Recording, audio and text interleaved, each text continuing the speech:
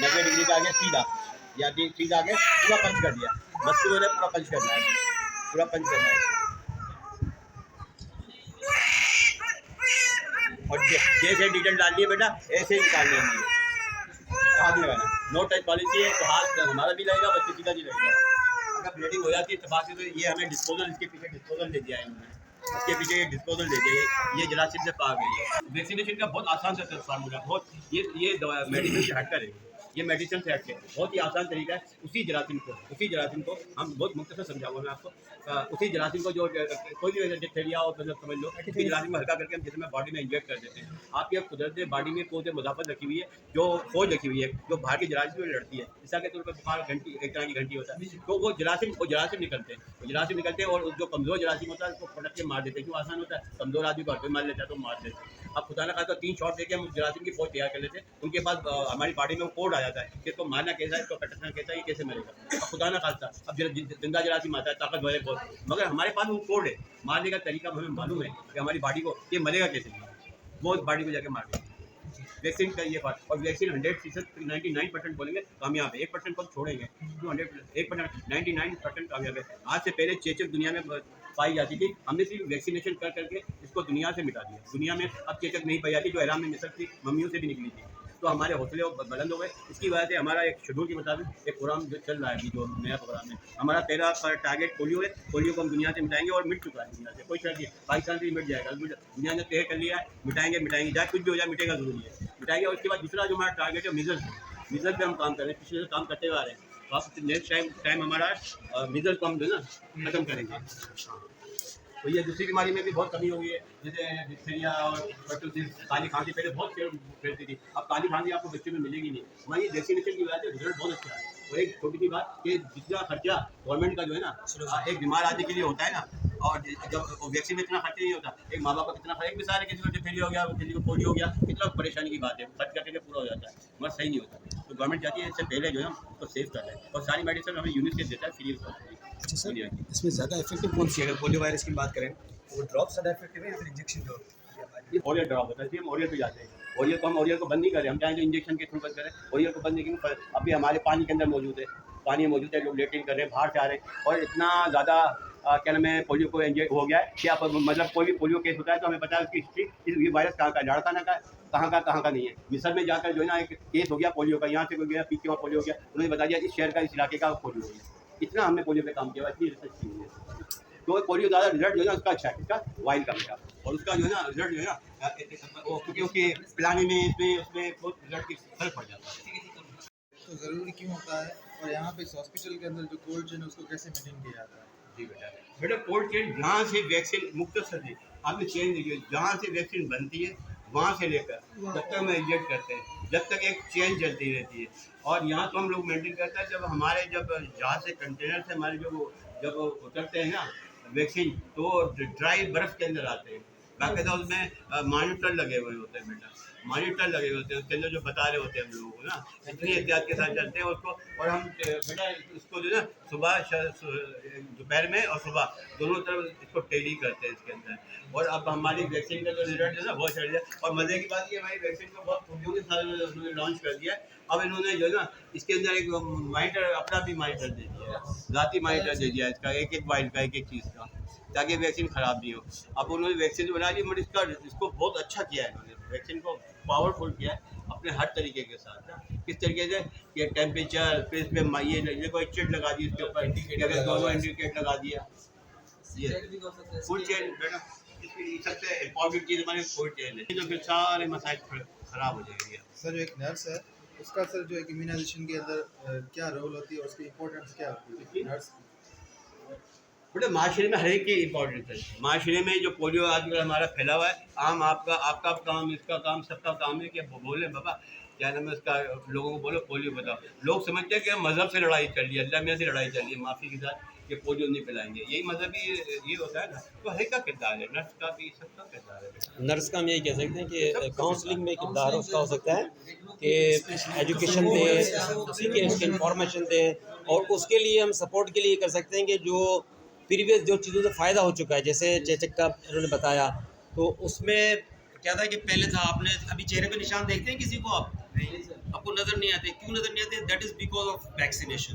कि वैक्सीन लगे तो वो चीज़ें ख़त्म हो गई हैं। इसी तरीके से और बहुत सारी चीज़ें जो इसी तरह से ख़त्म हुई है। तो नर्स के लिहाज से हम ये कह सकते हैं कि उसका रोल है एजुकेशन का और काउंसलिंग, कि जितना वो एजुकेट करेंगे, क्योंकि नर्स का जो ताल्लुक पेशेंट से सबसे ज़्यादा होता है। डॉक्टर है, ऑर्डर लिखता है, ठीक है, वो चला गया, फिर उसके बाद जो समझो कि 24 आवर जो ना वो नर्स का रिलेशन होता है, तो वो बड़ा ट्रस्ट होता है नर्स पर। तो उसको इससे फ़ायदा उठाना चाहिए कि वो एजुकेशन दे इस सिलसिले में और उन्हें मोटिवेट करें। जब सर हम एक बार वैक्सीन लगवा लेते हैं, ठीक है, एक बंदा जो होता है इम्यूनाइज हो जाता है, एंटीबॉडीज बन जाते हैं, उसके बाद कुछ सालों के बाद फिर हमें बूस्टर डोज वगैरह लगवाना पड़ता है, ठीक है, कुछ वैक्सीन के अंदर लाइफ लॉन्ग जो नहीं होती, तो उसकी क्या वजूहत होती है? तीन शॉट, 2 शॉट, 3 शॉट इस वजह से होते हैं कि हम अपनी एंटीबायोटिक अपनी फौज को चेक कर रहे होते हैं। बाबा तू तैयार है, तू तैयार है, तो वो बंदा हम उसको भेजते हैं, बाबा ये देख ले फौज तैयार, फौज कहती है हम तैयार है। फिर बूस्टर डोज होता है कि अब मतलब कि एक 3 टीके 5 साल के लिए, बूस्टर 1 साल बाद लगाते हैं तो 10 साल से 17 साल के लिए, 15 साल के लिए पूरा हो जाता है बेटा। ये वजह यही होती है। बूस्टर डोज उसको बेकअप देता है, ख़त्म नहीं होता बॉडी से, बॉडी में रहता है। वो जरासीम के एंटीबायोटिक रहते हैं, मगर एक जगह ख़त्म हो जाते हैं एंटीबायोटिक, आपकी नॉलेज के साथ, जहाँ पर कैंसर हो जाता है बच्चे को। कैंसर पे जब स्कैनिंग करते हैं ना उसकी, तो सारी बॉडी की कुव्वत मुदाफ़ा जो उसके बाद रिसर्च होती है, जो जितनी भी वो होती है ना, वो सब खत्म हो जाती है।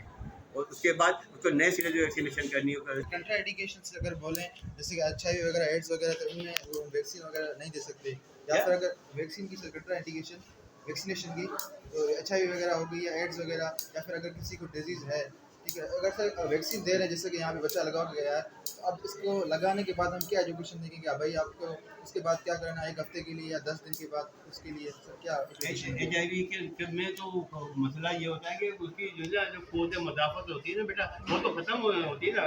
बीमारी ही कूद मदाफ़त ख़त्म करने की है। वो कूद मदाफ़त ख़त्म करके तो हम उसको इंजेक्ट देके अपने लिए मुसीबत खड़ा करेंगे। हम कूद मदाफ़त को तो बढ़ा रहे हैं, उसके एंटीबायोटिक को तो बढ़ा रहे हैं, उसके बॉडी की जो सेल है उनको तो बढ़ा रहे हैं, तो उसमें तो खत्म हो जाता है। अच्छा, मोस्टली जो वालिदैन हैं कंप्लेन करते हैं कि जब आपने वैक्सीन करवाई है तो बच्चे को जो बुखार हो जाता है, तो उस बुखार में क्या करना चाहिए और बुखार क्यों होता है और वालिदैन को क्या करना चाहिए? ठीक है सर, ठीक, थैंक यू।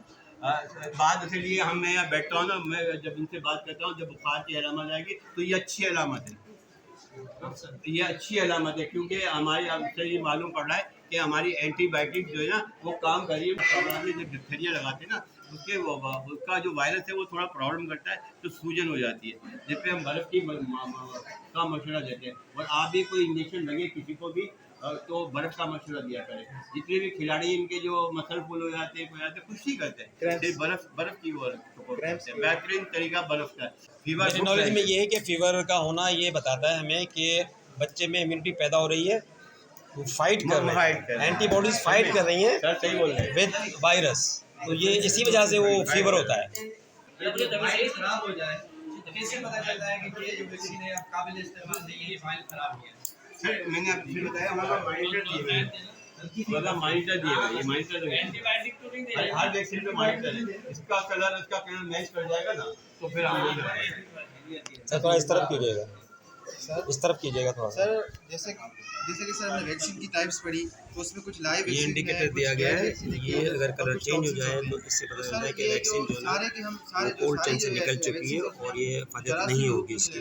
मैं जो चीज़ मिलती है ना कि सिरम वो इस्तेमाल करते हैं, किसी का टाइम, किसी का नीम मुर्दा इस्तेमाल करते हैं, कोई लाइफ जिंदा होते हैं, तो वो हमारे तरीके कार पे हमारा रिसर्च बताता है कि ये कौन सी चीज़ उठानी है। ये फिर एक बाकायदा एक्सपीरियंस होता है, ये ऐसे दवाई नहीं है ठीक है लगा गया, बाकायदा एक्सपीरियंस होता है इसके किस रूट पे जाएगा, कौन सी चीज़ सीधी हाथ पे काम करेगी, कौन से उल्टे हाथ पे काम करेगी, उसका रूट क्या है, उसका रूट भी दिखाया था भाई। जैसे मीजल है, सेकेंड स्किन में जब हम इंजेक्ट करते हैं, मस्कुलर कर लें, आप बोले मस्कुलर नहीं करें, क्योंकि हमारा रिसर्च है, हमारी रिसर्च है कि सेकेंड स्किन में डालेंगे तो जरासीम वहाँ पैदा होता है।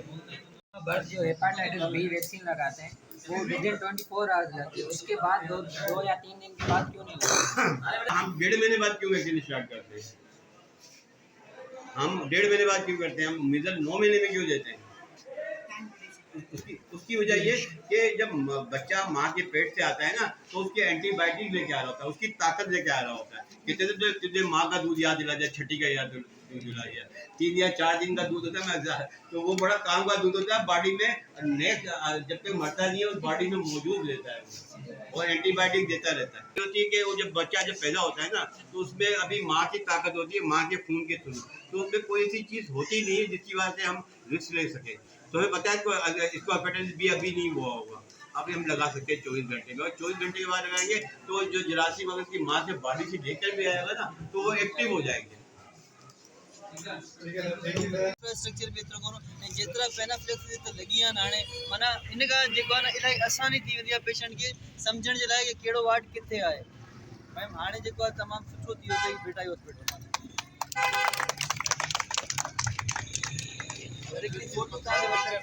सर